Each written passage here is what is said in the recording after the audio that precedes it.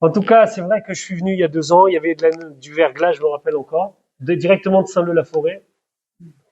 Et je me rappelle que j'avais fait la conférence dans ce sens-là. Il n'y avait pas tout ça. Bravo, Kola Kavod au Rav, à son épouse, à toute l'équipe. À vous, j'imagine que vous devez être derrière tout ça parce que ça se fait pas seul.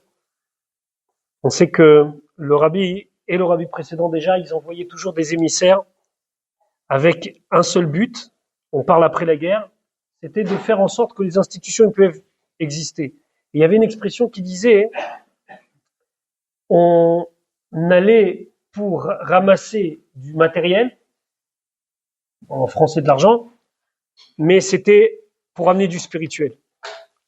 Ça veut dire que, et on va le voir, Bezrat Hashem, avec le petit développement qu'on va essayer de réfléchir ensemble, on va voir qu'en vérité, toute la fête de Shavuot, elle est liée, et c'est hyper important de souligner le côté que la Torah, elle doit pénétrer dans notre quotidien et dans notre vie quotidienne, mais si vous voulez bien, on va commencer, on va essayer d'étudier. Alors, vous savez, quand on nous demande de parler, je vous avoue franchement que je fais pas souvent des conférences comme ça. Je sais qu'il faut avoir toujours des thèmes accrocheurs sur le couple, sur les enfants, sur la parnassa. Bon, je pense qu'il y a des gens qui sont déjà comment réussir son couple, comment réussir ses enfants, comment avoir une grande parnassa, tout ça. Bon, et si ça vous dérange pas, on va juste étudier. Après, si ça va nous aider dans notre couple, dans le chinour de nos enfants, pourquoi pas? Mais on va juste étudier. Juste, on va rester dans un cadre d'études et après, on va pas faire du coaching. Et après, Bezrat Hashem, chacun et chacune partira avec quelque chose. Je commencerai par une anecdote que j'ai peut-être déjà racontée, mais c'est une anecdote qui m'a beaucoup marqué. Une fois, j'étais en Eretz Israël et il y avait un monsieur qui racontait que il avait emmené un des dirigeants du ministère de l'éducation d'Israël chez le rabbi. Et comme vous le savez peut-être, le rabbi s'adressait aux gens en yiddish. Et l'homme ne parlait pas un mot d'yiddish. Donc c'était dans les années 80, et l'homme il s'est mis comme ça, dans une salle où il y avait quelques milliers de personnes, avec le rabbi qui parlait. Et pendant tout le discours du rabbi, il se balançait comme ça, comme s'il comprenait quelque chose. Ça a duré 3 heures, 4 heures, 5 heures. Et à la fin, le rav en question qu'il avait amené, il s'appelle le rav Naftali Roth, il lui a demandé, tu parles yiddish? Je lui ai dit non. Alors qu'est-ce que tu as compris? Il dit, j'ai compris 3 mots. Souvent, le rabbi, quand il terminait un Fabringen, quelque chose, une réunion comme ça, il disait Ve'od ve'u aika. Et encore, et c'est cela l'essentiel. Ça veut dire que toujours le rabbi, à la fin, il ramenait des choses à des choses concrètes, pas juste on reste en l'air. Concrètement, qu'est-ce qu'il faut faire? Mais lui, il a compris comme ça, Ve'od et encore, ve'u aika, c'est le principal. Il a compris que le rabbi lui disait de rajouter tout le temps Ve'od en hébreu, ça veut dire et encore, ve'u aika, c'est ça le principal. Ça veut dire que dans tout, il faut être dans une optique de se dire, faut aller de l'avant. Faut faire encore. Ve'od, ve'uaika.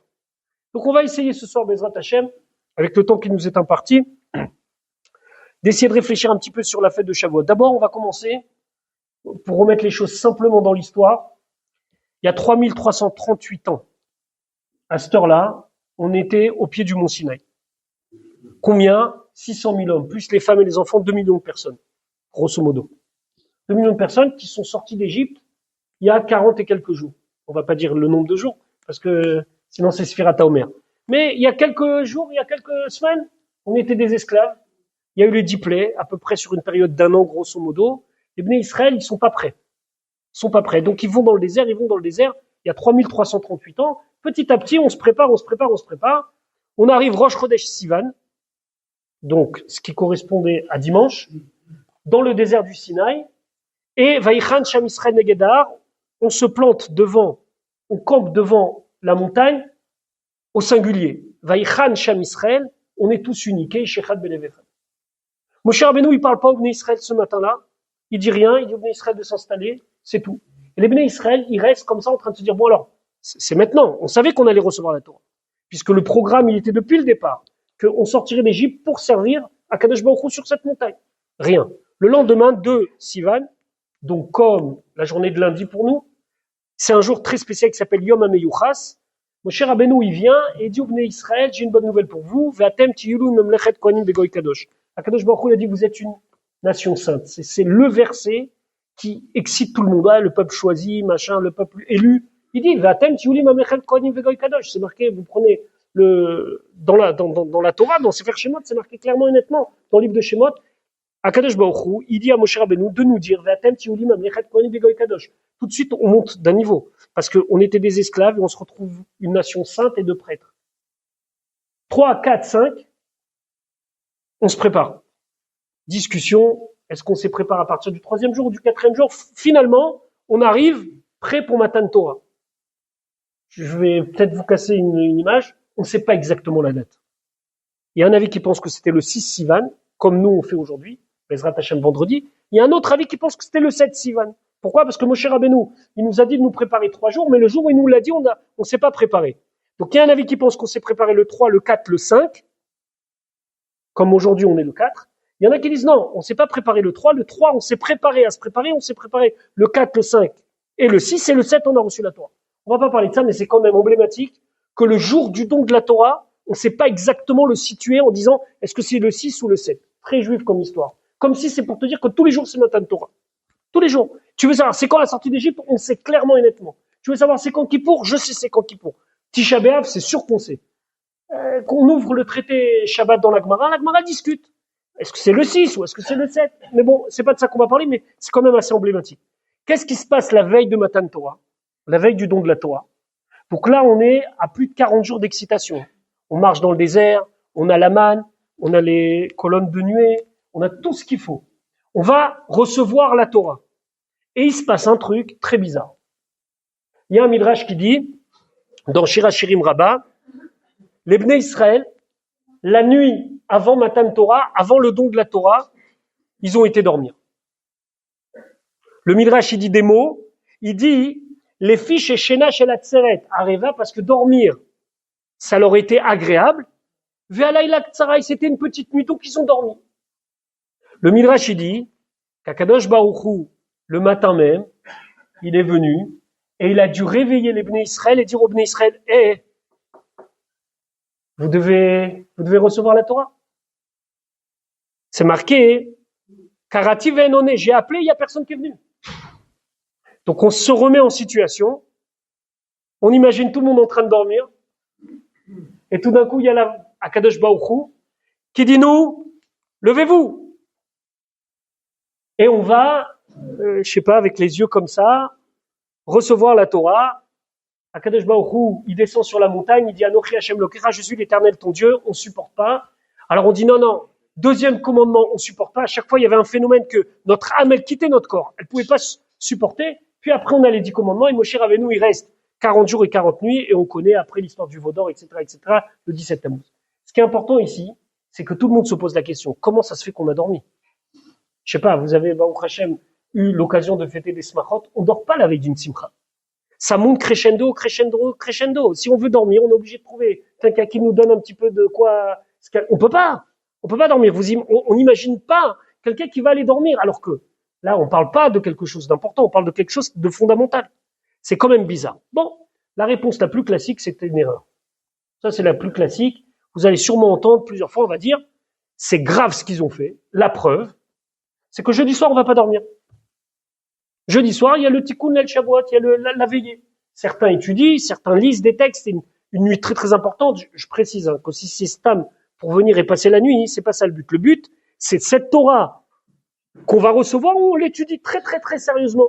Il y a tout un ordre, ça s'appelle le Tikkun Leil Shavuot, qui a été fait à peu près il y a 200, 300 ans, pas plus que ça, mais c'est une nuit importante. Donc quelque part, il y a une erreur là. La preuve, c'est qu'on est obligé chaque année de corriger le fait qu'on ait dormi il y a 3338 ans. Bon. Donc, c'est pas bien. Ok. Ça, c'est ce que vous allez sûrement entendre dans beaucoup d'explications. Il faut réparer ce sommeil. Baruch Hashem, Akadosh Baruch Hu, il a envoyé dans notre génération le Rabbi, où le Rabbi, il prend le même événement et il en fait une source d'inspiration mais positive. Ça veut dire que le Rabbi, il explique le même événement, mais complètement différemment. Il dit qu'en vérité, cette histoire de dormir là, alors je vais pas dire que c'est pas grave, puisqu'il faut quand même réparer, on va comprendre pourquoi il faut réparer, mais finalement, il y a quelque part dans le sommeil avant Matan Torah, quelque chose d'extraordinaire et quelque chose qu'il faut bien comprendre. Et là, le Rabbi d'expliquer que dormir, c'est le moment où l'âme, le nefesh, reprend ses forces et c'est le moment où l'âme peut beaucoup plus s'exprimer dans le sommeil que dans la journée. On va refaire rapidement l'histoire. Akadosh Baruch Hu, il a décidé, chacun, un jour, on est descendu dans un corps, et Akadosh Baruch Hu, il a obligé à faire cohabiter quelque chose qui vient du haut, Chelek Eloka Mimal. Le Navi Ishaïa, il dit, le Navi Isaïe dit qu'on a une part de divinité dans nous. Et dans le Tanya, c'est marqué dans le 2e chapitre, Chelek Eloka Mimal Mamash. Vraiment, c'est pas juste une histoire. On a chacun et chacune d'entre nous une part divine dans nous. Chelek Eloka. Une part divine, ça veut pas dire que Dieu il s'est coupé. Vous savez qu'une bougie, plus vous l'allumez, plus la lumière elle se diffuse, mais on n'enlève rien. Chacun et chacune ici, il a une part de divinité en lui. Mais cette part de divinité, elle passe de sacrés moments, puisqu'on a obligé à cette part de divinité de venir cohabiter dans un corps avec tout ce que ça signifie. Avec les envies, avec les difficultés, avec le Yetzer Hara, le mauvais penchant, il vient avant le Yetzer Tov. Et Akadosh Baruch Hu, il a mis ensemble quelque chose qui vient d'en haut, avec quelque chose qui est le plus bas possible, puisque le premier homme, Adam, il a été créé de la terre. Dans Adam, il y a Adama. Et il dit, maintenant, vous allez apprendre à cohabiter. Un côté de nous, on veut monter vers le haut. Et un côté de nous, on va aller vers le bas. On a dit dans Pirkavot, il y a quelque temps, Al-Kochacha Tachai. C'est contre ta volonté que tu es vivant. Ça veut dire que si on avait demandé à l'âme, qu'est-ce que tu penses, tu vas aller vivre 120 ans dans la région parisienne? Mon âme, elle a dû se dire, qu'est-ce qu'ils veulent de moi? Je suis là-haut. Qui c'est à Kavod? Je suis chez mon père, à Kadosh Baruch Hu. Je suis une part divine. Pourquoi je vais venir sur cette terre, commencer à tous les jours devoir lutter contre un corps qui va me dire, faut avoir envie, faut rechercher ça, et faut vouloir ça. Moi, j'ai besoin qu'une seule chose. M'élever spirituellement. Et là, on m'oblige à tout le temps travailler. C'est une cohabitation qui est très, très difficile. C'est très, très difficile pour l'âme. La preuve en est, c'est que quand l'âme, elle arrive dans le corps, la première réaction du corps, c'est pas médical ce que je vais dire, mais c'est spirituel, c'est de pleurer. Il y a une chanson chassidique qui dit que la neshama, elle descend dans le corps et elle crie. Aïe, aïe, vaille.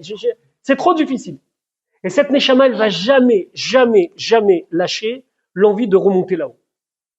Et c'est pour ça qu'Akadosh Baruch Hu dit Al-Kochacha Tachai. C'est contre ta volonté. Je t'ai pas demandé. Maintenant, ce que toi tu veux, que tu as besoin d'être là-haut, ça n'existe pas. Tu dois être dans cette terre. Et le moment venu, l'âme et le corps, ils se séparent. Le corps, il retourne à sa source. Et l'âme, elle retourne à sa source. Sauf que, toute la journée, l'âme, elle a besoin du corps.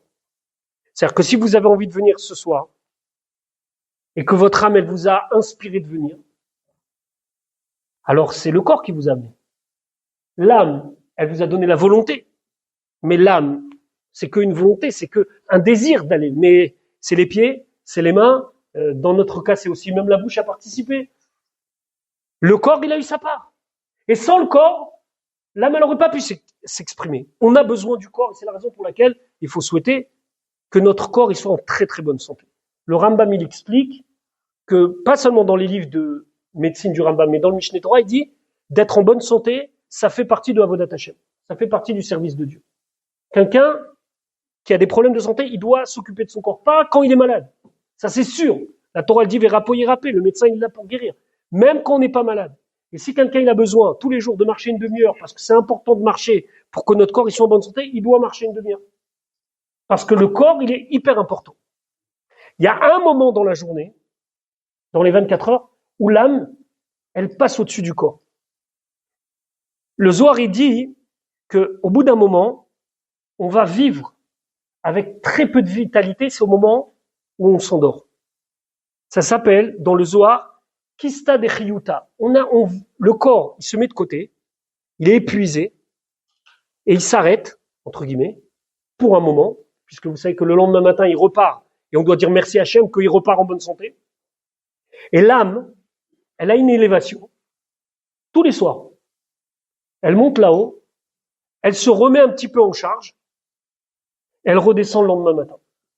Le corps, pendant le sommeil, il est dans un état où nos chachamim disent comme un mort, Et le matin, il y a juste un petit peu d'impureté qui reste sur les mains. C'est la raison pour laquelle c'est très très important le matin de se bien se laver les mains, parce que ce qui reste de cet état de mort, entre guillemets, c'est au bout des doigts. Le Shulchan Aruch dit qu'il ne faut pas se toucher les yeux.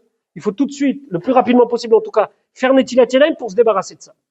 Aujourd'hui, c'est facile. Si vous avez une bonne montre connectée, il suffit de voir comment ça mesure votre sommeil. Il y a le sommeil léger, le sommeil lourd, et vous pouvez suivre qu'au bout d'un moment, il y a le sommeil léger, et puis au bout d'un moment, on souhaite le plus parce que c'est celui qui est le plus réparateur, le corps il se met en veille complètement.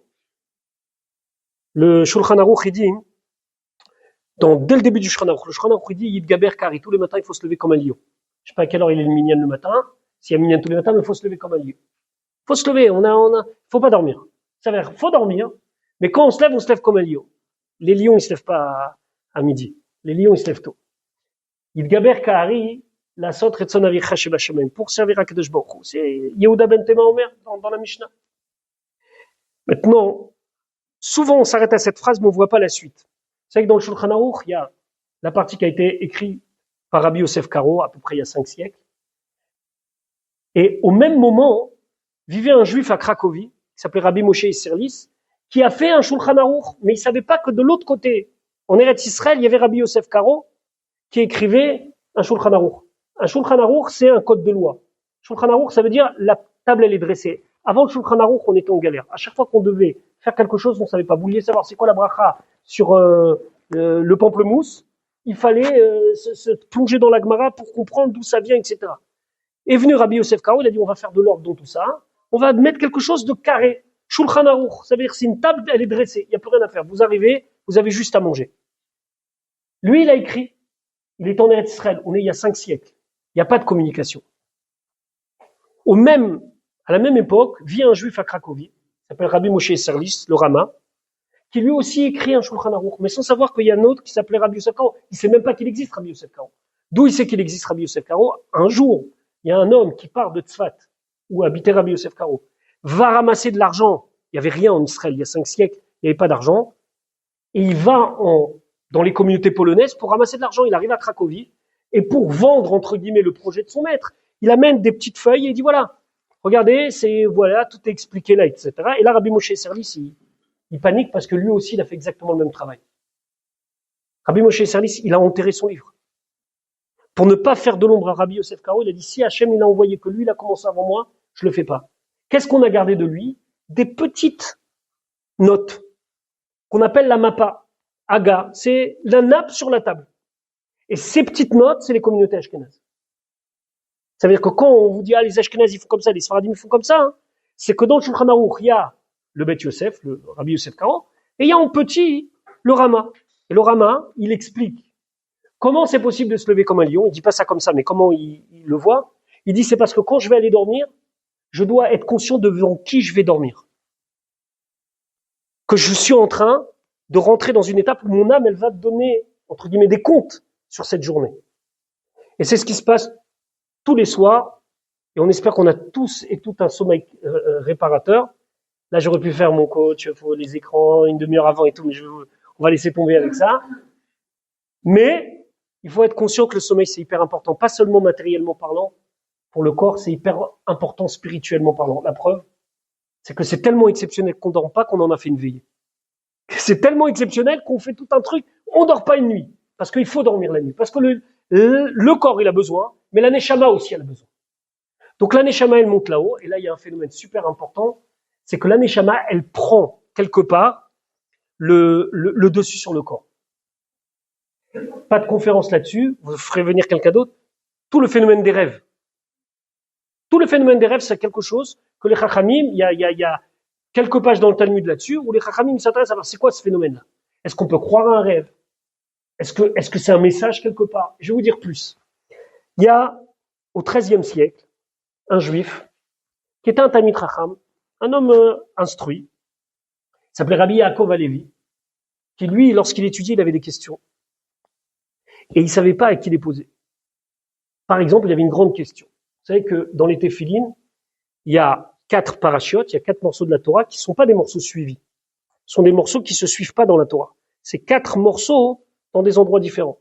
Et ces 4 morceaux, on a un parchemin ici, qui sont écrits, et là on a un boîtier avec 4 parce que on en met 1, 2, 3, 4. Rachi, Moyen-Âge parisien, Rabbi Shlomo, français, il écrit que, je vais vous dire un exemple, il faut mettre dans l'ordre 1, 2, 3, 4. Son petit-fils s'appelle Rabbeinu Tam. Il est venu, il a dit non, c'est pas 1, 2, 3, 4, c'est 1, 3, 4, 2. Bon, on raconte qu'il était petit, il jouait sur les genoux de son grand-père, il a pris les filles, le grand-père il a dit, Rachi il a dit, lui il sera contre moi, et vous avez dû voir ça chez votre Rav. On met pas une paire de tefilines, on met 2 paires de tefilines, Rachi et Rabbeinu Tam.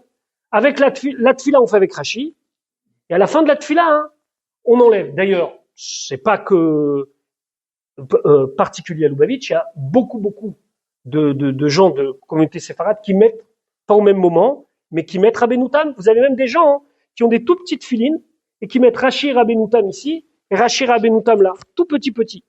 Parce que les deux, ils ont leur importance. Maintenant, hein, Rabbi Yaakov Alevi, il avait une question. Qui a raison? Est-ce que c'est Rachi ou Rabbeinu Tam? Donc lui, qu'est-ce qu'il faisait? Il écrivait ses questions la nuit, il les mettait dans un sefer, il les mettait dans un livre, et généralement le matin, il avait la réponse. Et au 18, 19e siècle, il y a même pas plus, ouais, c'est assez récent, il y a quelqu'un qui a publié un livre, ça s'appelle Sheelot Utshuvot Min Hashamayim, questions et réponses du ciel. Et c'est pas qu'il a dit, c'est des questions de halakha, c'est des questions de comment faire. Est-ce que c'est Rachi ou c'est Rabbeinu Tam, lequel on doit mettre? J'imagine que vous voulez la réponse. Dans les Sheelot Utshuvot Min Hashamayim, c'est marqué que dans le ciel, on lui a répondu, sur le papier, hein, Elu vaelu divrei Elokim chaim. Eux et eux, ça veut dire Rachi Rabbeinu Tam, c'est bon. Et donc depuis, il y a plein de gens qui mettent Rabbeinu Tam parce que c'est marqué que Sheelot Utshuvot Min Hashamayim, ils ont répondu. La dernière question qu'il a posée dans son livre, c'est quand est-ce que Mashiach y vient? J'imagine que vous voulez la réponse. Il n'y a pas eu de réponse. On lui a pas répondu. Mais vous imaginez qu'il était dans un état d'élévation tel que pendant la nuit, il pouvait avoir des réponses à ces questions. Il écrivait, il allait dormir, le lendemain, il rouvrait, la question elle était répondue. Alors on ne sait pas si elle a été répondue écrite, parce que ça casserait un petit peu le mythe, mais en tout cas il avait la réponse. Combien de fois on va s'endormir et on pense à quelque chose, et il y a quelque chose qui vient nous inspirer le lendemain matin, on ne sait pas d'où ça vient. Ça vient de la Neshama. Qu'est-ce que le Rabbi explique par ça? Que dormir, même la veille de Matan Torah, même la veille du don de la Torah, c'est un moyen de laisser la Neshama s'exprimer plus librement que dans un corps. C'est-à-dire que tant qu'elle est dans le corps, elle est soumise au corps. Quand elle s'élève du corps, elle a plus de... Pour comprendre tout le phénomène que lorsque quelqu'un quitte ce monde, on fait une askara, etc., etc. On dit parce qu'une personne, quand il quitte ce monde, quelque part, le fait qu'il a laissé le corps ici, ça permet à son âme, à son nefesh, d'avoir beaucoup plus de possibilités d'aider. Lorsqu'on a un être cher, il nous quitte, et qu'on sait que de là-haut, des fois, on dit, s'il te plaît, aide-moi, il y a beaucoup plus de possibilités parce qu'il n'est pas lié à un corps. Alors, plus forte raison qu'on c'est un tzaddik. Que Yoter mi bechayoyi, il peut faire plus que de son vivant. De son vivant, sa main, elle est physique. Après, sa main, elle est plus physique. C'est beaucoup plus fort. Donc, finalement, c'est pas si grave ce qu'ils ont dormi. Non, pas grave. Au contraire, ça montre pas qu'ils en avaient rien à faire. Ils en avaient tellement à faire qu'ils se sont dit quoi? On va attendre comme ça avec le corps qui va nous dire va à droite, va à gauche, on va dormir. L'âme, elle va monter là-haut. Et la meilleure préparation à Matan Torah, c'est de dormir. Eh ben, ils ont été dormir. Le Rabbi dit, c'était pas du tout un zilzoul, c'est pas Chaz v'Shalom qu'ils ont été mettre de côté, dire qu'est-ce qu'il y a? Non, pas du tout. On peut même pas imaginer dans quel état d'excitation ils étaient. Ils sont face au Har Sinaï. Moshe Rabbeinu leur a dit, Dieu il a dit vous êtes Mamlechet Kohanim. Ça fait 3 jours qu'ils se préparent. On a du mal à croire qu'ils ont mis la couette et qu'ils se sont dit. Plus que ça, il y a un midrash qui dit que Akadosh Baruch Hu, il a dit aux moustiques de pas les piquer pour pas les déranger. Donc quelque part, c'était validé le truc. Sinon, ça aurait pas été comme ça. Sinon, je sais pas, il y aurait eu des vents, il y aurait eu... Non. Un gros dodo. Mamache un gros dodo. Tranquille. Mais c'est pas pour faire dodo. C'était pour que l'âme, elle puisse prendre des forces. Ok. Baruch Hashem, le rabbi, il nous a rendu calme que, bon, c'était pas bien. En tout cas, c'était peut-être pas ça ce qu'il y avait à faire. La preuve, c'est qu'il faut arranger toutes les ans. Sinon, celui qui sort maintenant de la conférence, il peut dire, on a dit au Bet Rabad qu'il faut faire un gros dodo. Parce qu'après eux, c'est ça qu'il faut faire. Ça veut dire qu'au lieu que jeudi soir, on va pas dormir de la nuit, il faut au contraire, peut-être, l'Irvod Matan Torah, acheter un nouvel oreiller, et changer les draps, mettre quelque chose de frais, et s'installer pour passer une bonne nuit. Non. La preuve que même si l'idée elle est forte, reste que on fait un tikkun. On répare. Donc il y a quelque chose qui va pas. Juste, le rabbi développe, il dit, au final, il est évident que dormir, c'était pas le but. Mais, une chose est sûre, c'est que ça faisait partie de l'élévation qui devait avoir lieu le lendemain. Et d'ailleurs, le Midrash il dit qu'ils ont été dormir parce que ils ont pensé que ça leur serait agréable et que la nuit était courte. Et là, si on veut maintenant rentrer dans quelque chose de plus profond pour ce qui nous concerne à nous, après on va revenir sur cette histoire de Tikkun el-Shavuot, le peuple juif n'a pas connu de grande élévation si ce n'avait pas été devancé par une période de trouble. C'est pas dans notre histoire. Notre histoire, elle va pas comme ça. Notre histoire, elle va dans le sens où on sait depuis des siècles que l'obscurité, ça vient avant la lumière. Ça fait maintenant trop de temps qu'on ressent qu'il y a une grande obscurité qui est descendue sur le monde, en tout cas qu'on la ressent plus. Les plans d'Akadosh Baruch Hu, on les connaît pas. En tout cas, je sais pas comment vous vivez les choses, mais c'est difficile. C'est difficile de voir que nos ennemis, ils ont réussi quelque chose qu'on n'aurait jamais pensé, qu'en quelques heures, il y a des centaines et des centaines et des centaines de juifs qui quittent ce monde dans des conditions affreuses, hommes, femmes et enfants.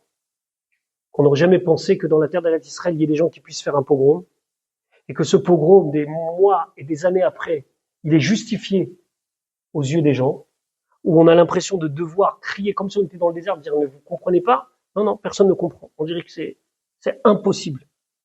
J'ai pas le cas, mais ça m'arrive de parler avec des jeunes qui sont dans les facs et qui sont peut-être, c'est le cas ici, de jeunes ici ou d'enfants ou peut-être d'enseignants. C'est plus tenable. C'est plus tenable. Le discours, il est plus tenable. Bon, il y a des solutions à cela. Celui qui est obligé, il est obligé. Celui qui est pas obligé, il n'est pas obligé de se faire mal. On n'est pas obligé d'aller dans tous les forums de tous les gens. Moi, je vais vous dire, je connais pas l'antisémitisme de près. J'ai connu l'antisémitisme il y a quelques semaines. J'étais dans un magasin au Champ Bagnolet. J'étais tranquillement en train de faire mes courses de Shabbat. Quand il y a une femme qui est venue, qui m'a agressé, d'ailleurs ça a été filmé, puis ça a été posté. Voilà. Je peux vous dire que sur le moment, j'avais des forces que je sais pas d'où elles sont venues, ces forces-là. La réaction des gens, elle était à vomir. Les gens lui donnaient complètement raison, et pas que des gens d'origine maghrébine, de toutes sortes. Quand je suis rentré à la maison, j'étais pas bien. J'ai mis du temps avant de retourner dans ce magasin. Ça, on peut même pas imaginer. J'ai vu la haine. Ça veut dire que si il y avait des pistolets à la place, je pense que j'aurais pas pu parler ce soir. Une haine, mais vous pouvez pas vous imaginer. Génocidaire, tout y est passé. Stam, j'ai acheté mes courses de Shabbat. La seule et l'unique raison pour laquelle je fais ça, c'est parce que j'étais en chapeau et barbe. Mais je pensais, je vais vous dire, j'habite, tous les matins, je prends ma voiture, je vais jusqu'à mon école. Dans mon école, il y a une yeshiva, je suis tous les, Baruch Hashem, trempé là-dedans, je retourne le soir, le vendredi, je prends ma voiture, je vais dans la communauté, samedi soir, je reviens. Qu'est-ce que je fais? De temps en temps, je vais à la choule qui est en face de la maison, j'étudie un petit peu. Je suis pas confronté au monde réel, je suis honnête avec vous. Ni je travaille, si je travaille, mais je travaille Baruch Hashem, je travaille dans la Torah. Là, c'était dur. Et là, on se pose des questions. Mais combien? C'est long. Mais qu'est-ce qu'ils veulent? La vraie question, c'est qu'est-ce qu'ils veulent? Qu'est-ce qu'ils veulent? Qu'est-ce qu'ils veulent de nous? Parce que là, cette histoire-là, c'est une histoire, on va dire entre guillemets, territoriale. Mais ça n'a pas commencé d'hier. Ça a commencé dans les croisades. Ça a continué avec l'Inquisition. Et quand c'était pas à droite, c'était à gauche. Vu l'âge de certaines personnes, peut-être vous avez connu dans les pays du Maghreb où du jour au lendemain, mon papa il m'a dit au Maroc on a senti le vent tourner. Alors ma mère encore plus, elle est venue d'Algérie, alors c'était beaucoup plus clair, les choses étaient beaucoup plus claires. Mais ils veulent quoi? Voilà, on est la veille de Shavuot, on va recevoir la Torah et on sait qu'on va renouveler notre appartenance avec Akadosh Baruch Hu pour la 3331e fois. C'est la raison pour laquelle c'est hyper important d'être là au 10 commandements. C'est pas marqué dans la halakha. Mais c'est doit être marqué dans notre âme. Qu'au moment où Akadosh Baruch Hu, ici, si on n'est pas déjà libéré, il va se dire Anochi Hashem Elokecha, je suis l'Éternel, ton Dieu, au singulier, ça doit résonner dans nous. C'est la raison pour laquelle il faut être là, hommes, femmes, et particulièrement les enfants, puisque les enfants, c'est les garants de la Torah. Et c'est grâce à eux qu'on tient. Parce que s'il n'y avait pas eu les enfants comme garants, alors nous, on aurait déjà dit, on tient parce qu'on sait qu'on est une chaîne. Cette chaîne, elle ne peut pas s'interrompre. J'ai pas le droit, moi, de baisser, parce que sinon, mes enfants, ils vont encore baisser. Et mes petits-enfants, ils vont encore baisser. Et on tient parce que eux, ils sont garants, pas parce que Dieu, il veut des garants comme eux. C'est que c'est eux qui garantissent notre avenir à nous. Tout ce qu'on s'investit pour nos enfants, tout ce qu'on donne à nos enfants, on prie tous les matins, Venier, Anachnu, Vetzetzainu, Vetzetzainu. On souhaite que nous sommes dans la Torah, que nos enfants soient dans la Torah, que nos petits-enfants soient dans la Torah. Et quand il y a une chaîne de 3, mais ça, c'est un investissement. Vendredi matin, c'est pas juste une cérémonie. En plus, j'imagine qu'après, comme dans tous les bons Trabat qui se respectent, il y aura sûrement des bonnes choses à manger, on va passer un moment agréable, etc. C'est un moment d'engagement. Il y a 3338 ans, on a reçu la Torah, on a dit Nasevinishna, le Forum, nous comprendrons. Et les nations du monde, qu'est-ce qui s'est passé avec eux? Alors là, on va rentrer dans un autre sujet, et après on reviendra à l'histoire de dormir ou pas dormir. Bon, je vous rassure qu'à la fin, il faudra pas dormir. Juste que ceux qui partent avant, il y a pas de surprise, il y a la veillée jeudi soir. Après celui qui dort, sûrement qu'il est dans le niveau des Bnei Israël dans le désert. Mais nous, on est sortis de ça. Venez, on s'intéresse. Il y a un texte de Chazal très fameux. C'est marqué à la fin de la Torah, que Hachem, il est venu de Séhir et il s'est montré à nous. Il y a un midrash qui dit qu'avant Matan Torah, il y a eu quelque chose de phénoménal. Akadosh Baruch Hu, il a pris un ange et qui a été directement voir les grandes nations du monde pour leur proposer la Torah. Donc il a été à Édom, il a été chez les descendants de Esav, le frère de Yaakov, et il leur a proposé, est-ce que vous voulez la Torah? Bon, ça paraît un petit peu enfantin ce midrash, mais c'est beaucoup plus sérieux que ça parce qu'on va voir les conséquences que ce midrash il a. On trouve des allusions chez nos Chachamim. Esav, c'est le frère de Yaakov. Pour vous remettre, c'est Esav qui devait avoir les bénédictions de Yitzhak, il n'a pas eu les bénédictions. Esav et ses descendants, qu'on va dire en gros l'Occident, même si c'est pas très très vrai, ils demandent qu'est-ce que c'est marqué dans la Torah? Marqué dans la Torah, 10 commandements, lo tirtzach. Tu vas pas tuer. Esav, il a dit, ses descendants, ils ont dit, c'est impossible qu'on accomplisse cela. Dans la bénédiction qu'on nous a donnée, on nous a dit, ve'al charbecha tichye. Tu vas vivre au glaive de ton épée. Nous et tuer, ça peut pas être séparé. On peut pas. Repars avec ta Torah. Il a été à Moab. Moab, il a demandé aux descendants de Moab. La plus fameuse, c'est Ruth, qui est une Moabite et pas une Moabite. Ça change tout. Ils lui ont dit qu'est-ce que c'est marqué dans la Torah, l'otinaf. Pas de relations bizarres, adultères, etc., etc. Moab, c'est les descendants de l'inceste qu'il y a eu entre les filles de Lot et Lot. Vous vous rappelez que Lot, sa femme, elle se transforme en statue de sel, il se réfugie dans les montagnes avec ses 2 filles. Et les 2 filles, elles sont persuadées que le monde s'est arrêté. Et donc elles disent, il n'y aura plus d'enfants. Et là, elles font un truc fou. Il y en a une qui saoule son père. Ils ont une relation interdite, de quelle va naître un enfant. Et le lendemain soir, rebelote, et il y a 2 peuples qui vont naître, Ammon et Moab. Moab et Ammon. Moav, c'est Me'av. L'origine, c'est du père. Les Moabim, on voit dans l'histoire, c'était un peuple de dépravés. Ils ont dit, on peut pas. Ils ont été chez Ishmaël. Ishmaël, qu'est-ce qui est marqué dans ta Torah?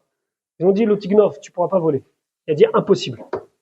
C'est marqué dans la Torah que quand Ishmaël, il a été béni par le Malach, il dit, Ve'ou yepere Adam, ce sera un sauvage, et sa main, elle sera partout. Ça fait partie de l'ADN. Donc il est parti voir les Bnei Israël, et les Bnei Israël, ils ont dit, comme des bons garçons, Naase venishma, on fera, on comprendra, et Dieu il a dit, ok, je vous donne la Torah. Magnifique, très très beau. Les conséquences de ce midrash sont catastrophiques. Catastrophiques. D'abord, question. La Gemara, elle dit dans Masechet Shabbat, le Talmud, il dit, vous savez, Shir HaShirim, je ne sais pas si vous avez l'habitude de lire Shir HaShirim le vendredi soir, mais dans Shir HaShirim, c'est un poème, comme un mari avec une mariée. Et là-bas, c'est marqué que le marié, Beyom Chatunato, le jour de son mariage, et nos Chachamim, ils expliquent que Beyom Chatunato Zumatan Torah, c'était quoi le mariage du Chatan, ça veut dire Hachem, avec la Kala, avec nous, c'est le jour du don de la Torah. D'ailleurs, la montagne, elle s'est levée comme une choupa, il y avait des témoins, etc., etc. Dans les communautés séfarades, il y a toute une lecture qui s'appelle la Ktuva, qu'au moment où on ouvre le Sefer Torah, c'est très très long, dans lequel on dit qu'on s'engage, etc., etc. Donc c'est un mariage. Donc on va dire qu'Akadosh Baruch Hu, ah merci beaucoup. Baruch,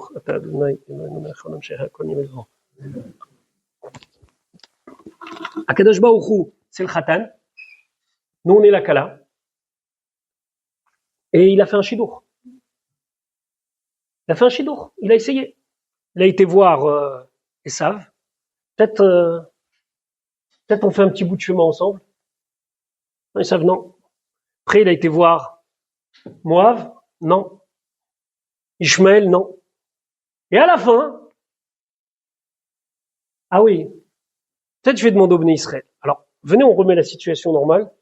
Vous imaginez quelqu'un qui vous dit, bah, tu sais, c'est pas la première fois que je rencontre quelqu'un. Bon, après, j'ai pensé peut-être que ça pourrait le faire avec toi. C'est super vexant, ça. C'est bien Khatunato Zomatan Torah. Un petit conseil pour ceux qui sont pas encore mariés, évitez de raconter ce qu'il y avait avant. Non, je parle pas même en chidour, ça veut dire, ah ouais, t'es la numéro, on va dire, ou t'es le numéro 1, c'est pas obligé. Tu sais, toujours on a pensé à toi, mais finalement, on a préféré demander à Paul, Pierre, Jacques, et finalement, on a atterri chez toi. C'est exactement ce qui s'est passé. C'est-à-dire que nous, on est en train de dire, ah, Hachem, il nous a choisis, Asher Bachar Banu Mikol Ha'amim. Lorsqu'on monte à la Torah, on dit, tu nous as choisis parmi toutes les nations. C'est vrai, mais en dernier. Et à part ça, sur quels critères il s'est fait le choix? Sur quels critères? Il nous a choisi, Asher Bachar Banu Mikol Ha'amim. Vous savez que d'après la Torah, il y a 2 bénédictions seulement. Tous les autres, c'est des Rabbanan. Tous les autres, c'est nos Chachamim. Première bénédiction de la Torah, c'est après avoir mangé et être rassasié, c'est marqué Ve'achalta ve'savarta ou ve'rachta. Tu mangeras, tu te rassasieras et tu feras Birkat Hamazon. Birkat Hamazon, si on a mangé assez, c'est une mitzvah de la Torah. Pas toujours, c'est une mitzvah de la Torah. Faire chez Akol avant de boire, c'est pas une mitzvah de la Torah, c'est une mitzvah midei Rabbanan, qui est très importante. Il y a une deuxième mitzvah, c'est marqué Avu Godel Elokenu. De là, on apprend qu'avant d'étudier la Torah, on est obligé de faire une bénédiction. Laquelle? Asher Bachar Banu Mikol Ha'amim, qui nous a choisis parmi toutes les nations.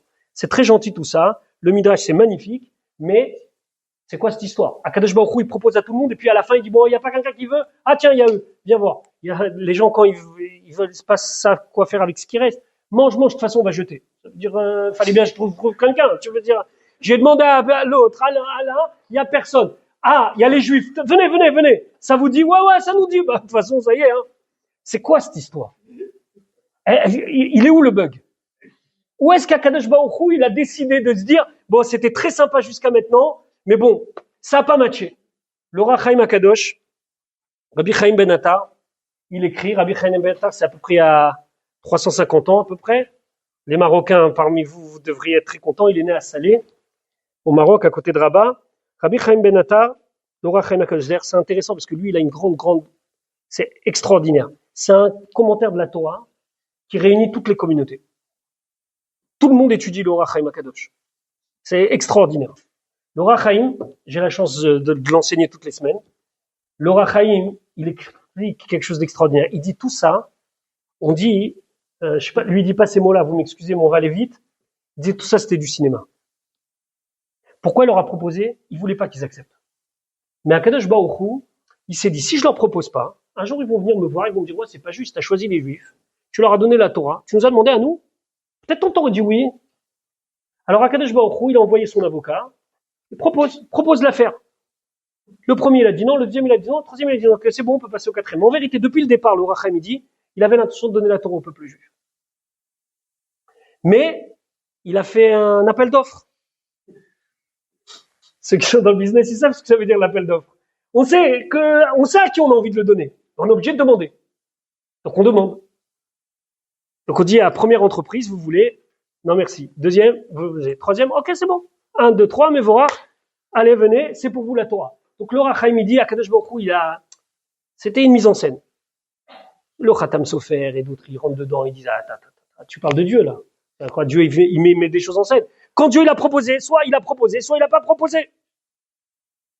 Alors il y a des commentateurs qui veulent dire, et c'est assez intéressant, c'est Rabbi Levi Yitzhak de Berditchev qui développe ça, et qui dit en vérité, Akadosh Baruch Hu, il a planté dans toutes les nations des étincelles de Kedusha.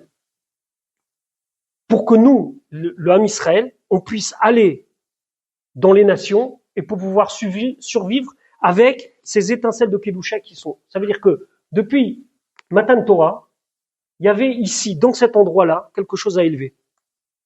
Et il a fallu attendre la création de votre communauté, du Beth Rabel, etc., pour que ici, dans cet endroit-là, eux, les voisins, ils ne le savent pas.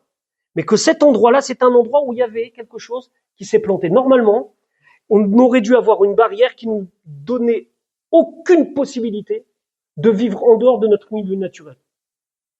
Akadosh Baruch Hu, en proposant à Edom, à Ishmaël, à Moab, il a mis comme ça, chez chacun d'entre eux, de la vitalité qui nous permettent, nous, aujourd'hui, de vivre ici. Et ceux qui sont encore avec Ishmaël, de vivre chez Ishmaël. Vraiment. À part ça, Rabbi Levi Yitzhak de Berditchev ne disent pas, c'est pour expliquer le phénomène des gens qui se convertissent, des vraies conversions, des guerres tzedek, qui se convertissent pour la Torah, ou d'où vient cette envie de se convertir à la Torah? Unkelos. Vous prenez un chumash. Il y a sur le côté, il y a Rashi en bas, sur le côté, il y a un petit commentateur, c'est la traduction en araméen. C'était un guerre tzedek, c'était quelqu'un qui s'est converti, c'était un neveu d'un des chefs de Rome. Parce que Akadosh Baruch Hu, en proposant à chaque nation, il a admis qu'il peut y avoir des individus qui vont se rapprocher de la Torah pour la Torah. Attention, je parle pas de quelqu'un qui pour X raison. D'ailleurs, je vais vous raconter quelque chose qui s'est passé tout frais d'hier. J'ai quelqu'un dans ma communauté qui fréquente une non-juive. Ok. C'est pas le seul d'ailleurs dans la communauté. Et cette jeune fille, elle est dans un processus de conversion très sincère. Vraiment très sincère. Très sincère. Ok. C'est vrai qu'elle fréquente ce jeune homme-là, mais elle est vraiment, on en a comme ça 2-3 dans la communauté. C'est pas évident, mais vraiment des gens d'une grande sincérité. Alors, toujours il y a un élément qui va dire oui, mais peut-être que, mais vraiment d'une grande sincérité. Et cette jeune fille, elle a voulu être très très honnête, elle est partie voir les autorités du consistoire pour se demander à ce qu'elle rentre dans le processus de conversion. Elle est venue, et comme c'est vraiment quelqu'un de très grande qualité, elle est venue, elle a dit voilà, je vous mens pas, j'ai un ami juif. Elle a dit au Rav. Le Rav il a dit ok, je peux le rencontrer. Vous savez que Rav Sitruk Alav Shalom, il avait mis en place que quand c'est des familles qui sont déjà, on essaye de faire en sorte que, pas comme s'ils venaient tout seuls. Donc il a validé le fait que c'était un couple, même s'ils vivent pas en couple au quotidien, mais il a validé que c'était un couple. Ok, très bon point. Donc il reçoit le garçon et il dit au garçon nous, voilà, bon, très bien. Tu fais un petit peu la religion et tout, non, un Israélien. Non, je fais pas beaucoup. Je fais ok. Alors vous sortez. Quoi? Bah non, je vais pas te convertir pour que elle va être en train de faire Shabbat et que toi tu vas rentrer du business et tu seras au téléphone. Elle veut faire Shabbat, elle veut se couvrir la tête, elle veut tout faire et toi.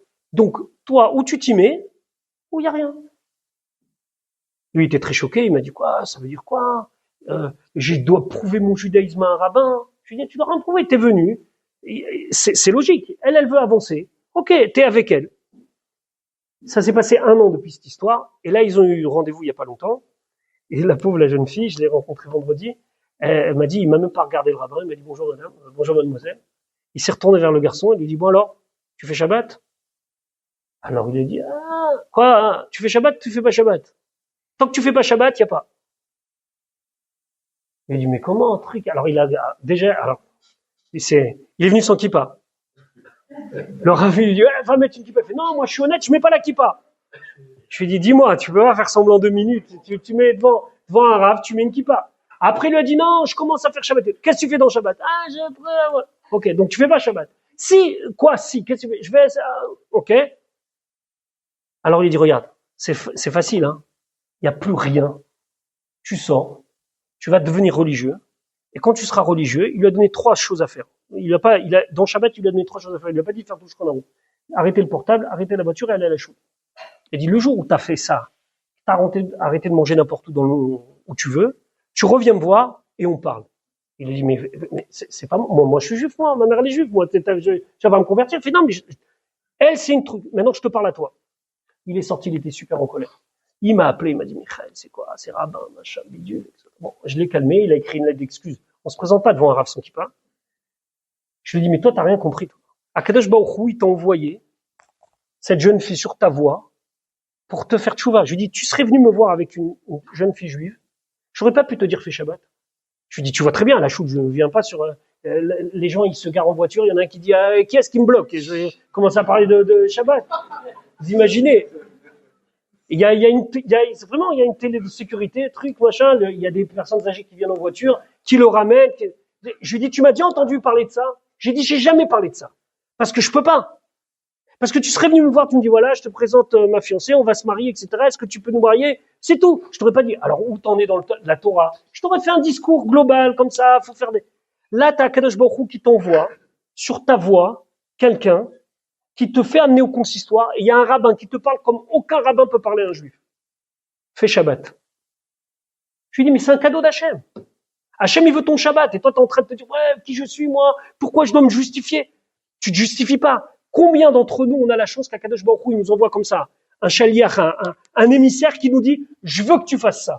Je lui dis, ça c'est, en premier lieu, celle que tu as rencontrée, et que clairement, honnêtement, vous n'avez pas le droit de vivre ensemble, mais elle t'a amené au consistoire pour que tu as un rave qui te dise, tu dois faire Shabbat. Mais, il n'y a pas de mais. Ça veut dire quoi, Akadosh Baruch Hu, et ça, c'est peut-être l'explication de ces étincelles qui sont un petit peu à droite, à gauche.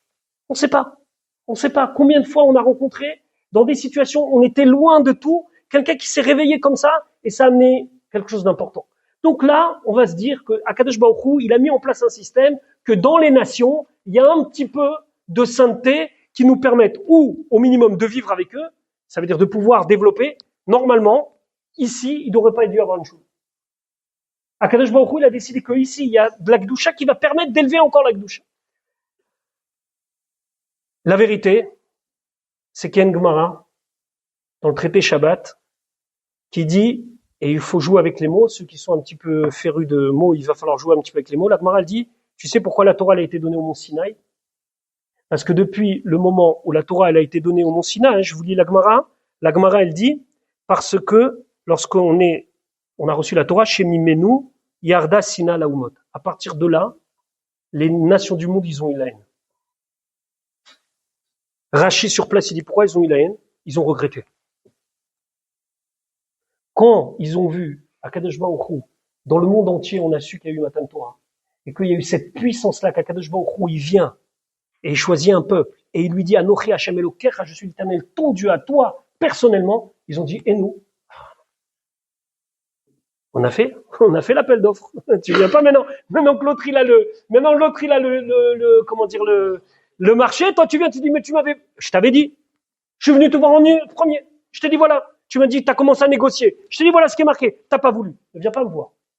Ça, c'est l'explication de Rachid. Il y a une autre explication d'un Rishon qui dit qu'il faut rajouter un mot dans la Gemara, que c'est descendu la haine des peuples sur nous. Pas eux, ils ont regretté. Ils n'ont pas regretté. Mais ils ne nous supportent pas. Ils ne nous supportent pas. Pourquoi ils ne nous supportent pas? On est un contre-exemple à ce que le monde, il va offrir. Tout le monde dit qu'on est dans un monde aujourd'hui où il ne faut pas s'arrêter une minute. Et nous, on ne s'arrête pas une minute, on s'arrête 25 heures. Tout le monde parle aujourd'hui de la liberté pour tous, machin, bidule, il y a des petites oreilles, donc on va pas... Vous avez compris de quoi je parle? Et nous, on vient, ah non, modèle classique, papa, maman, les enfants, les petits-enfants, et les grands-parents, kabed et tavicha vetimecha, tu honoras ton père et ta mère. Ah oui, mais des fois, c'est pas facile. C'est comme ça. Kabed et tavicha vetimecha. C'est un modèle qui peut pas bouger. Il y a mon père, jusqu'à 120 ans, qui avait son père, lui a transmis, il m'a transmis à moi, et moi, je vais Bezrat Hashem transmettre, et Bezrat Hashem transmettre aux petits-enfants. C'est comme ça. Ah oui, des fois, c'est incompatibilité, machin. T'as tout raison. Mais on a des principes. On a des principes sur tout. On a des principes sur tout. On peut pas manger comme on veut. On peut pas s'habiller comme on veut. On peut pas disposer de notre temps comme on veut. Akadosh Baruch Hu, il vient et te dit, regarde, moi j'ai un programme pour toi. Ce programme-là, il va t'élever. Il faut suivre. Il faut suivre. Et ça, c'est insupportable. Ça veut dire que, pour reprendre les histoires du 7 octobre, etc., si je veux, mais je vais être très, excusez-moi, je vais être très clair. On nous aime au musée de la Shoah. Ça, c'est bien. Ça va là, les pauvres, les juifs, ils ont souffert, machin bidule, c'était affreux, etc. Un juif armé, un juif qui se défend, un juif qui dit non, un juif, non, ça non. Non, non, non, non, non. Vous devez être, chut, chut. Dès qu'on montre qu'il y a quelque chose, tout de suite, il y a une haine. Mais la Gemara, elle dit, c'est pas compréhensible. Regardez de Gemara, peut-être à Moudalef dans Shabbat, il y a là-bas un petit commentateur qui s'appelle Loran, qui dit, à partir du moment, il y a 3338 ans, la cohabitation est devenue impossible. On peut pas expliquer ça. Ça veut dire qu'on a réussi à cohabiter avec Ishmaël. Tzrak, il a plus ou moins réussi. Yaakov et Esav, ils se sont retrouvés, ils se sont embrassés, etc. Ok, ça c'est mal fini. Et après, on a Amalek, et on a truc, et l'histoire, elle fait que se renouveler. Alors nous, de temps en temps, on voit, ah ouais, il y a des signes, l'Iran, la truc, la Perse, elle va tomber, etc. Et puis on se dit, non, mais c'est pas possible, ça recommence. Les gens qui ont vécu la dernière fois où il y a eu de ce genre de catastrophe, ils disent c'est le même discours. Exactement la même chose. Je sais pas si vous avez dû entendre parler de Boris Cyrulnik, un très très grand pédiatre.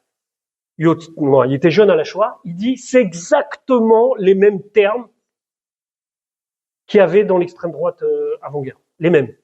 C'est la même littérature. Maintenant, c'est juste, ça a changé un petit peu de camp. C'est la même chose. La même diabolisation. Les juifs, partout. Ça veut dire que c'est malheureux. Mais il y a une notion qui s'appelle le chilul Hashem, on peut rien faire. Quand nous, on fait une bêtise, c'est international. Des pervers, il y en a partout. Des voleurs, il y en a partout. Mais chez nous, il n'y a pas de pervers, il n'y a pas de... Et quand on en attrape un, hein, on fait des séries télévision, on fait des livres, on fait des trucs. Regardez, les juifs, regardez, tous des pervers, etc. D'où ça vient ça? Il y a quelque chose dans le mot Sinaï, qui s'écrit avec un samer, mais la Gemara joue comme si c'était écrit avec un sin, Sina. On peut écrire des livres, réponse à la question juive, on peut se pencher, on peut faire des colloques, on peut être anthropologue, tout ce que vous voulez, on peut tout expliquer. Au final, on revient à la même Nekuda, au même point. Pourquoi vous êtes différents? Pourquoi ce Hacher Bachar Banu Mikolam? Pourquoi Shabbat? Pourquoi Kashrut? Pourquoi pureté familiale? Et il y a d'autres nations qui ont aussi des valeurs. Nous aussi, la seule différence, c'est que nous, le dévoilement d'Akadosh Baruch Hu, devant nous, il s'est fait devant 2 millions de personnes. C'est pas Moshe Rabbeinu qui est venu, qui a dit, vous savez, Dieu m'est apparu. Il m'a dit, non, ça n'existe pas chez nous. Moshe Rabbeinu, c'est l'anti-prophète. Ça veut dire, il bégaye. Il est marié avec Tzipora qui sort de je sais pas où. Son père et sa mère, ils avaient divorcé, ils s'étaient remariés. Vous savez, c'est-à-dire, vous êtes le prophète des Juifs, ouais. Alors, gars, il bégaye. Tu peux nous présenter les enfants de Moshe Rabbeinu, ils sont partis dans le décor. Il y a pas, vous connaissez les enfants de Moshe Rabbeinu? Ils sont en source. La Gemara dit qu'ils sont partis. Alors que les petits enfants de Haman, ils étudient la Torah Bnei Brak. Comme ça, la Gemara dit. Le pauvre Moshe Rabbeinu, il a même pas une sépulture. Vous voulez le pèleriner, vous savez pas où il est dans la Torah. La Torah, elle s'appelle Torah de Moshe. Il a pas de tombe. Sa femme Tzipora, ok, ses enfants, ses parents, lui bégayait, il s'était sauvé, il avait tué. Ok, mais il avait tué. Le contraire de, ah ouais, il est sorti, sa mère, truc, il a pas de père, un jour, Dieu, il s'était voilé, il lui a dit, le contraire, la Torah, elle a été donnée à chacun d'entre nous, Anochi Hashem Elokecha. Quand tout à l'heure, À Shavuot, quand dans quelques jours à Shavuot, Dieu, on va relire les 10 commandements, c'est comme si on nous les avait donnés maintenant. C'est marqué que quand on étudie la Torah, on doit trembler comme si on était au moment d'Arsinaï. Tous les matins avec les enfants, on dit, les enfants, j'enseigne à des garçons qui sont déjà bar mitzvah, je dis, les enfants, on ouvre la Gemara, mais c'est pas la même Gemara qu'hier. C'est une autre Gemara. Et maintenant, on doit prendre sur nous de se dire que chaque mot qu'on va dire, c'est les mots qu'Akadosh Baruch Hu nous a donnés. Quand Akadosh Baruch Hu nous a choisis, c'est pas parce qu'on était les derniers. C'est parce qu'il a fait un vrai appel d'offres pour permettre à ce que eux, j'aurais pu avec eux, eux, j'aurais pu avec eux, eux, j'aurais pu avec eux, mais c'est avec vous que je peux. Et sur quoi il s'est basé? Sur une seule chose. Notre capacité à accomplir. Naaseh benishma. Notre âme, elle est déjà divine. Elle n'a pas besoin de la Torah. Qu'est-ce qui est fort chez nous? C'est cette capacité de dire Naaseh benishma, de faire dans l'action. Ce qui fait la différence entre nous et le reste du monde, c'est que notre quotidien, du moment où on se lève à 7 heures du matin jusqu'à qu'on va dormir à 23 heures, chaque action, on peut la sanctifier. Un rabbin, il doit se marier. Un rabbin, il doit avoir des enfants. Ah, il doit se consacrer à Dieu, c'est vrai, mais ça passe par le mariage. Ça passe par faire les courses le jeudi. Ça passe par tous les problèmes qui peuvent arriver dans un couple ou dans des familles. Quelqu'un, il veut s'élever, il peut aller s'élever au travail. Faut savoir comment travailler, c'est quoi les lois. Ou est-ce que j'ai le droit de faire ça, est-ce que j'ai pas le droit de faire ça? C'est réglé par une fila le matin, une fila l'après-midi, une fila le soir. Combien de gens qui sont dans des rendez-vous d'affaires et qui au bout d'un moment disent 2 minutes, j'ai un truc à faire, et qui sont obligés de s'enfermer dans une salle de photocopieuse pour faire mincha comme ça et pour ressortir de leur rendez-vous. Il y a une histoire d'un chaliard du rabbi qui une fois il était en rendez-vous, comme ça pour un truc très important, et au milieu du rendez-vous, il était chez un député, il a commencé à faire mincha, le gars il a dit ok c'est bon, vous avez tout ce que vous voulez. Parce que si vous êtes capable de m'oublier pour Akadosh Baruch Hu, c'est que vous êtes quelqu'un de conviction. C'est pas qu'on a des moments dans lesquels c'est toute notre vie. Attention, des fois on arrive à faire ça à 100%, des fois à 90%, des fois à 30%, c'est pas grave. Mais c'est l'investissement dans le Naaseh benishma.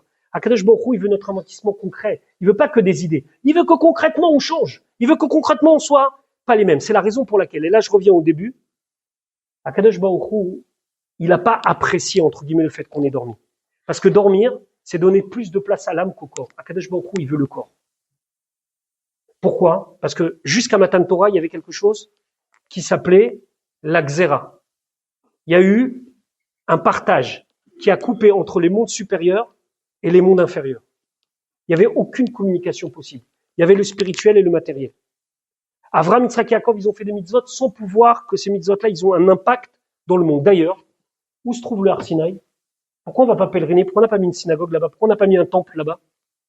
C'est épisodique. Ce que nous, on avait besoin, c'est du Rabaï, parce qu'il y avait une sanctification de l'endroit. Lorsque Matan Torah est arrivé, Dieu, il a dit, moi je descends le premier, le spirituel, il a pénétré le matériel, et le matériel, il s'est élevé au niveau du spirituel. Vous savez, ce bois-là, il y a je ne sais pas combien de temps, quelques mois, il était dans un entrepôt, sûrement dans une grande... Et il ne savait pas qu'il allait devenir un pupitre dans une synagogue. Maintenant, demain, ce pupitre-là, on n'en veut plus. Il restera que ça a été un pupitre sur lequel on s'en est servi pour étudier la Torah. Cette mappa-là, c'est que du tissu. Mais à jamais, je pourrais plus rien faire d'autre que ça. Si demain, je la prends, je la mets par terre et je marche dessus, vous allez tous être choqués, dire, mais qu'est-ce qui lui arrive? Parce que ça y est, ça s'est élevé. Mais c'est que du tissu. C'est que du bois. C'est que du mur. Qu'est-ce que c'est? Il y a eu quelqu'un qui est venu et qui a fait de ça un endroit magnifique. Mais après ça, sanctification du matériel. Tout à l'heure, on a mangé. Qu'est-ce qu'on a fait? On a mangé, comme tout le monde. La seule différence, c'est que nous, on a mangé en faisant une bracha avant et une bracha après. On a sanctifié le moment. Ces sushis-là, ils auraient pu être dans un autre endroit, pas dans un cours de Torah. Il se trouve qu'ils se sont retrouvés là et qu'on a fait une bracha avec eux. Aujourd'hui, Matan Torah, c'est sanctifier le quotidien et sanctifier notre vie normale. Notre vie normale. Akadosh Baruch Hu, il nous demande pas des choses qui sont impossibles. Il nous demande de travailler 6 jours. Mais tu t'arrêtes le 7e. Il faut que tu rencontres quelqu'un et que tu te maries. C'est pas bien de rester seul. Il faut se marier. Il faut avoir des enfants. Ouais, mais c'est difficile, la conjoncture, machin. Il faut rentrer les 2 pieds dans le monde. C'est la raison pour laquelle on a besoin du tikkun, d'arranger ce sommeil-là. On ne peut pas rester que des gens qui sont des gens dans la philosophie et dans la théorie. On n'est pas des gens de théorie. On est des gens de pratique. Naaseh benishma. J'ai vu un t-shirt où c'était marqué un jour j'irai vivre en théorie, parce que là-bas tout va bien. La théorie, ça veut dire en théorie, on fait tout Shabbat, en théorie, on ment pas, en théorie, on vole pas, on est parfait en théorie. Parce que profondément, c'est ce qu'on est. Mais c'est l'épreuve du quotidien et c'est l'épreuve de la pratique, tous les jours, qui fait de nous le peuple sur lequel on peut dire Asher Bachar Banu Mikol Ami. Akadosh Baruch Hu, il n'est pas que à la synagogue. Akadosh Baruch Hu, il n'est pas que dans les moments où j'étudie. Akadosh Baruch Hu, il est même dans les moments où je suis dans un parc d'attractions avec mes enfants et mes petits-enfants. Akadosh Baruch Hu, il est avec moi même au supermarché. Akadosh Baruch Hu, il est avec moi dans tout ce que j'entreprends au quotidien. Il faut juste connaître la direction. Parce qu'à partir de maintenant, Akadosh Baruch Hu, il veut notre corps. Il nous a pas choisi pour notre âme, parce que notre âme, on l'avait avant. Il nous a choisi parce qu'on est capable d'accomplir la Torah concrètement. Je reviens à ce local parce que la vérité, je suis très impressionné en 2 ans ce qui s'est passé ici. Et je sais pas, dans 2 ans, à mon avis, vous allez prendre l'immeuble. Mais il y a quelque chose d'extraordinaire qui se passe. Ça veut dire qu'on peut transformer un endroit par la force de la volonté d'un chaliach et de son épouse, avec toutes les forces que le rabbi donne à chacun, et avec la siyata d'Ishmaïa, l'aide d'Akadosh Baruch Hu, qu'Akadosh Baruch Hu, il veut, il veut des endroits comme ça. C'est pas seulement un travail spirituel, c'est un travail concret. C'est un travail qui s'inscrit dans le beau, dans le grand, parce que c'est ce que Akadosh Baruch Hu, il veut. À partir de Matan Torah, il nous a demandé, donnez-moi un petit peu de votre vie. Pas beaucoup. Une fois, les gens, à la choule, ils me disaient, ouais, quand même, ça prend beaucoup de temps, la synagogue. C'est vrai, venir une fois par semaine de 9h à 13h, c'est vrai que ça fait beaucoup. Après, je leur ai dit, non, vraiment, pour eux, c'est beaucoup. Pour quelqu'un qui comprend pas. Vous imaginez, il y a des gens qui rentrent dans la choule, les pauvres, ils comprennent pas ce qui se passe à la tfila. Ils sont comme ça. Moi, des fois, j'ai même obligé de dire, s'il vous plaît, les portables, pour vous dire où on est. C'est vrai, mais je critique pas. Ça veut dire que quelqu'un qui sait pas, il a jamais vécu, il a 60 ans, il connaît rien. Il monte à la Torah par la bar mitzvah de son petit-fils, il sait pas dire la bracha. Bon. Après, je leur ai demandé, faites un calcul en pourcentage, combien de temps vous donnez à Dieu et combien de temps vous donnez à vous. Faites un calcul. Moi, je peux faire le calcul pour moi, je sais. Combien de temps je prie, combien de temps j'étudie, bon, il se trouve que moi, l'étude, ça fait partie de ma vie du quotidien, mais étudier pour moi, ou vraiment, je m'assois pour moi. Pour moi, ça veut dire pour mon programme personnel. On est à, 25%, si on est bien. Tout le reste du temps, je fais quoi? Je mange, je dors, je vais à droite, je vais à gauche. C'est pas qu'il m'a demandé 90% de mon temps. C'est pas qu'il m'a demandé une soumission totale. Il m'a dit juste, Naaseh Benishma, fais exactement, mais comme ça bien. C'est la raison pour laquelle il fallait pas dormir. Parce qu'il fallait que le corps il participe à la préparation, pas que l'âme. Que l'âme elle s'élève, c'est une chose, le rabbi l'explique. Mais il faut que le corps il change. C'est pour ça que c'était une erreur de dormir. Et il fallait pas dormir. Il fallait pas dormir parce que des fois, on croit faire bien et on fait mal. On croit qu'on est sûr qu'on est dans la voie parce que c'est comme ça qu'on ressent, mais c'est pas comme ça qu'Akadosh Baruch Hu. Pour ça, on a un Shulchan Aruch, pour ça, on a des voix qui nous disent, c'est comme ça que j'attends de toi et c'est pas c'est pas autrement. Pour ça, il faut étudier la Torah. Le jour de Matan Torah, le jour du don de la Torah, il n'y a pas ni chauffard, il n'y a pas de souka, il n'y a pas de loulav, il n'y a pas tout ça. Il n'y a rien. Ok, aujourd'hui on a trouvé, on mange du halavi, etc., etc. On mange des plats lactés. Mais tout ça, c'est des coutumes. Donc, Shulchan Aruch, il n'y a rien sur Shavuot. Mamash, presque rien. La seule chose qu'il y a moi avec Akadosh Baruch Hu à travers la Torah. Le premier mot des 10 commandements, c'est Anochi. Je suis. En hébreu, ça se dit pas Anochi. C'est Ani. Anochi, c'est un terme qui a été gravé à la Torah. Anochi, le Aleph, le Nun, le Kaf et le Yud, ça fait Ana Nafshi Ketavit Yavit. Moi, mon âme, mon esprit, je l'ai mis dans l'écriture. À chaque fois que vous ouvrez un livre de Torah, à chaque fois que vous étudiez de la Torah, 5 minutes, c'est quelque chose qui vous attache avec Akadosh Baruch Hu d'une manière éternelle. Mais il faut ouvrir les livres. Il faut étudier. Faut étudier. Attention, ça ne veut pas dire qu'il faut étudier tous la même chose. Mais il faut avoir tous les jours un moment où on s'attache avec Akadosh Baruch Hu netto. Et ça, c'est à travers l'étude de la Torah. Il faut avoir un cours régulièrement. Il faut avoir des petits cours. Aujourd'hui, il y a plein de WhatsApp et de machins, etc. C'est très bien. Mais aller quitter la maison, ou alors à la maison organiser un cours de Torah, et faire que ce cours de Torah, il s'inscrive dans mon quotidien, c'est l'attachement avec Akadosh Baruch Hu. Mes élèves, ils étudient des heures par jour. Pour 70% de l'école, leurs parents, ou c'est des rabbinim, ou c'est des gens qui sont au kollel. Ils n'ont pas toujours la flamme, parce qu'on ne comprend pas toujours pourquoi on fait ça. Mais si on est conscient que c'est à travers cette Torah qu'on va s'attacher à lui, alors on aura gagné Matan Torah. Comment on aura gagné Matan Torah? En changeant et en faisant que notre quotidien, il change. Pour que notre quotidien, il change, il faut ouvrir les livres de la Torah et savoir qu'est-ce que la Torah elle attend de nous. Si vous faites du business, il y a des lois. Comment se comporter à la maison, il y a des lois. Comment préparer Shabbat, il y a des lois. Comment vivre Shabbat, il y a des lois. Pas parce que c'est restrictif, parce qu'on a la chance que Akadosh Baruch Hu, il a dit, regardez, moi je vous donne un truc, clé en main. Suivez, faites un jour ça, une semaine ça, un mois ça, mais ve'od ve'uaika. Le plus important, c'est d'avancer. Et Matan Torah, c'est de renouveler notre attachement. Alors Akadosh Baruch Hu, pour reprendre l'exemple du mariage, c'est le Khatan.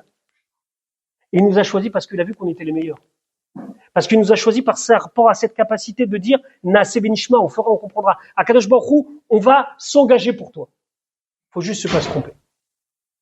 Je finirai par une petite anecdote. Il y avait un chassid, il y avait un élève du premier Rabbi Lubavitch, le Admor Azaken, celui qui a écrit le Tanya, qui s'appelait Rabbi Shmuel Munkes. C'est un drôle de personnage. Il était comme ça un petit peu farceur. Et c'était quelqu'un de très très très sérieux dans la vie, et un jour il est je sais pas à quelle occasion il est arrivé dans une auberge, et donc on lui a donné une chambre, une auberge juive dans un petit bled de Pologne ou d'Ukraine, je sais pas, d'Ukraine plutôt, de Russie blanche, et au milieu de la nuit, l'aubergiste et son épouse, ils entendent quelqu'un qui pleure, mais à chaudes larmes. Ils vont tout de suite à la porte, ils entendent il pleurait. L'aubergiste, il tape, excusez-moi. Vous avez besoin de quelque chose, il y a quelque chose qui va pas, vous voulez que... Non, ça va, c'est bon. Il repart, et il continue à pleurer. Sa femme, elle dit, mais il a un problème, c'est pas possible. Peut-être que le matelas, il va pas, peut-être que Dick va le voir, peut-être qu'on lui change le matelas, vraiment, en disant, c'est trop dur le matelas, vous voulez autre chose? Non, c'est bon. Le matelas est très bien, très bien, vous êtes très gentil. Et il se met à pleurer. Au bout d'un moment, sa femme lui dit, va voir, c'est pas possible, ça fait une demi-heure qu'il pleure, va voir. Il le voit, il est assis par terre, en train de pleurer, il dit, mais qu'est-ce que vous avez? Il dit, non, je pleure la destruction du temple. Vous savez qu'il y a quelque chose qui s'appelle Tikkun Chatzot, au milieu de la nuit, certains des grands, c'est pas donné à tout le monde, d'autres qui le font comme ça, mais faut s'asseoir par terre et penser à la destruction du temple et pleurer. Tikkun Chatzot, ça s'appelle. Et il pleure. Il va voir sa femme, il dit, je sais pas, il pleure, il a dit, il n'y a pas le temple à Jérusalem. Qu'est-ce qu'il a celui-là? Ça fait presque 2000 ans, il n'y a pas le temple à Jérusalem. Et pourquoi il a besoin du temple à Jérusalem? Qu'est-ce qui lui manque? Il retourne. Excusez-moi, ma femme, elle demande, c'est quoi votre problème? Il n'y a pas le temple à Jérusalem, pourquoi? Vous aviez quoi? Il dit, vous comprenez pas. Quand il n'y aura pas le temple, quand il y aura le temple à Jérusalem, c'est fini tout ça. On part d'ici. Il n'y a plus les Cosaques, il n'y a plus l'oppression, il n'y a plus rien. Ça y est, on arrive dans une autre dimension. Et ça fait plus de presque 2000 ans qu'on n'a pas, il se met à pleurer, 1600 et quelques années par rapport à quand il a vécu. Il retourne, il dit, non, je sais pas, il a dit que tout va s'arrêter, on va partir à Jérusalem, il n'y aura plus les Cosaques, il n'y aura plus le Paritz, le duc qui nous embête, etc. Sa femme dit, non, mais va le voir, ça va pas du tout, ça. Je dis, mais quoi encore? Et qu'est-ce qu'on va faire avec les vaches? Qu'est-ce qu'on va faire avec les vaches? Il y a un plan pour les vaches. Alors il retourne, il fait, excusez-moi, ma femme, elle demande, quand on va aller à Jérusalem, pour le Mashiach, qu'est-ce qu'on fait avec les vaches? On les traite tous les jours. Il dit, vous comprenez pas. On sera débarrassé de tout. C'est une autre dimension, il y aura plus de haine dans le monde, vous me parlez des vaches. Retourne voir sa femme, il dit, non, il a dit sur les vaches, il n'y a pas de solution, Alors elle lui dit, tu sais quoi, va le voir, j'ai une idée. Qui prennent les Cosaques, le duc, le tsar et qu'il les amène à Jérusalem, et que lui, il nous laisse ici avec les vaches. Des fois, on se rend pas compte. Notre problème, c'est qu'on se rend pas compte. Notre problème, c'est que des fois, on est tellement la tête dans le sac qu'on se rend même plus compte combien on devrait tous les jours dire merci à Kadosh Baruch Hu, de pouvoir être attaché à lui, de pratiquer les mitzvot, d'étudier sa Torah. Il faut qu'il y ait des piqûres de rappel qui s'appellent Shavuot, et hélas, il faut des piqûres de rappel de l'actualité qui, de toute façon, vous n'êtes pas comme nous. Alors assume. C'est pas grave. De toute façon, on le sait. J'ai un cousin à ma mère qui s'appelle Michel Alouche, c'est le traducteur du Rav Stenzals. Je ne sais pas si vous avez entendu parler du Rav Stenzals, Even Israël, traduit en français, il habite à Yerushalayim. Lui, son père, c'était le frère de ma grand-mère, ils étaient venus d'Algérie et il est parti dans une ville qui s'appelle La Flèche. Je ne sais pas si vous connaissez, c'est dans la Sarthe, c'est une ville militaire. Lui, il a fait, à côté du Mans exactement, je me rappelle quand on allait les voir, il est beaucoup plus âgé que moi, il est Chabad aujourd'hui. Et bon, il est déjà arrière-grand-père, hein. Mais voilà, moi je suis que grand-père, je suis pas encore arrivé à ce niveau-là. Et donc il était à la Flèche, il était dans un collège, il y avait des prêtres qui leur enseignaient, etc., etc. Il faisait deux choses. Yom Kippour, il venait chez ma grand-mère pour Yom Kippour et il venait à la fin. Et avant Pessah, il venait acheter des matzot à la Villette ou à la rue des Rosiers plutôt et un petit peu de viande cachère, c'est tout. Un jour, son professeur, ce monsieur qui s'appelle Michael comme moi, mais il lui dit Monsieur Alouche, vous allez nous préparer un exposé sur le judaïsme puisque vous êtes le seul juif de la classe. Alors lui, il tombe des nues, oui, mais bon, vous savez, moi, je fais pas grand-chose. Il avait 13-14 ans, je fais pas grand-chose, j'ai fait la bar mitzvah, mais bon. Il dit non, vous allez à la bibliothèque, vous travaillez. Ok, alors il a commencé à travailler un petit peu la différence entre le judaïsme, le christianisme et tout ça. Tout de suite, le gars, il lui a dit non, on commence pas avec ça. Vous nous faites quelque chose, voilà. Commencez pas à dire prophète, pas prophète. Il n'y a qu'un seul prophète. Donc, bon, lui, il n'a pas compris. Il a commencé à étudier les lois de cacheroute. Alors, mais il a étudié les lois de cacheroute à la Flèche dans la bibliothèque. Il n'a pas été à la yeshiva. Hein. Donc il a pris, je sais pas, des encyclopédies, des trucs, et bon, il a écrit, voilà, les juifs, ils mangent pas ça, ils mangent pas ça, ils mangent pas ça. Ok. Le cours, il se finit. Et bon, il part avec ses camarades, etc. Ils vont à la cantine. Donc il prend son plateau, il commence à se servir, etc. Il s'assoit. Et puis c'est comment? Il fait, dis-moi, Alouche, t'es juif? Je fais, bah oui, et alors?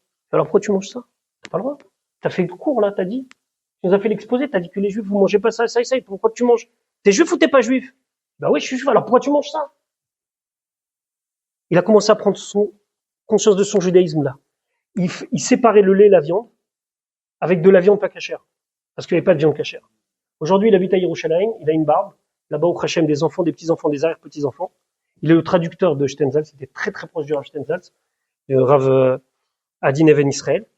Il a fait tchouva à Toulouse, chez le Rav Matuzov. Après, il est parti en Afrique du Sud, il a augmenté, et aujourd'hui, il est habillé noir et blanc, il habite à Yerushalayim, etc., etc. Ça a commencé parce que les autres, ils lui ont dit, mais toi, t'as été choisi, toi, non? T'as pas la Torah, toi? Alors qu'on n'attende pas qu'on nous dise qu'est-ce qu'on doit faire. Que nous-mêmes, on fasse ce qu'on a à faire. Mais être attaché, qu'on aura fait ce qu'on a à faire. Les vaches, elles vont rester là. Mais nous, on sera à Yerushalayim. Merci pour votre attention.